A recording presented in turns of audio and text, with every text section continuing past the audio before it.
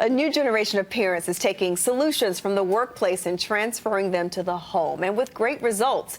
Parenting expert Amy McCready is here to show us how using business strategies with our families will improve communication, reduce stress, and make family life more fun. So happy to talk about this, Amy. I know, I'm happy to be here to talk about it. Yes, so let's start with the three essential pillars for business that can lead to success. Well, think about well-run companies have good systems in place for communication, for accountability, and for empowerment. And why not bring those principles to our family life to reduce stress and make things run smoothly and help kids grow up to be independent and responsible and self-sufficient? It all makes sense. It does make so much sense. You believe that every member of the family should have a job description. Yes, and this sounds a little crazy when you think about it at first, a job description for a kid, but why not? Let's have everybody be very clear about what they're responsible for.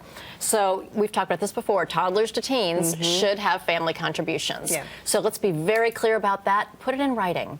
For little kids, you can put it in pictures. Yeah. And then make sure that the daily routines are all, also very clearly set out and kids can follow it. They manage their own day, basically. So you don't have to do a lot of nagging and reminding, and they can feel very empowered and independent. Even a 3-year-old can participate in this. Absolutely. With pictures, of course, on their checklist, and they have jobs that they're responsible for every day. That really gives them a sense of, you know what, I make a difference around here. I'm going to try this. Okay, family meetings are a good idea, aren't they?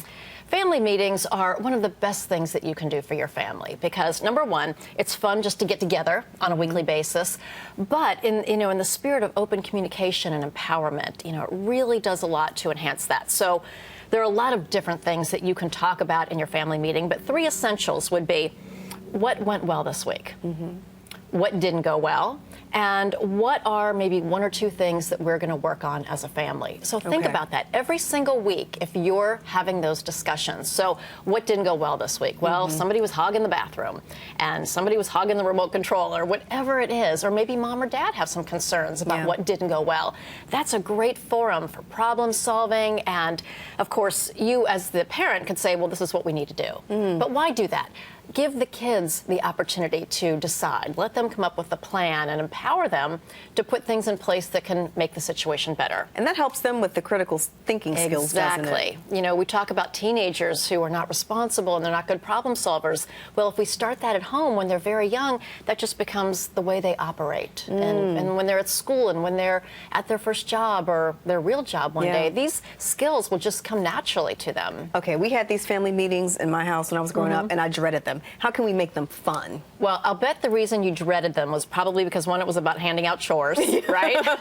Yes, and talking about homework and grades. Exactly. And the family meeting was probably parent-led. Yes, absolutely. So if you allow it to be kid-led, so take turns every week. Everybody gets a chance to be the meeting leader. And you give them jobs, and it's really their meeting, it's not yours. There's this expression that goes, you'll never get buy-in without weigh-in. And isn't that true? It is. If they're weighing in on family decisions, no, of course you're still the parent, but if they're involved in a lot of that decision-making, you're going to get a lot more buy-in, and it's going to go more successfully. Excellent. Amy, thank you. Thank you. We'll be right back.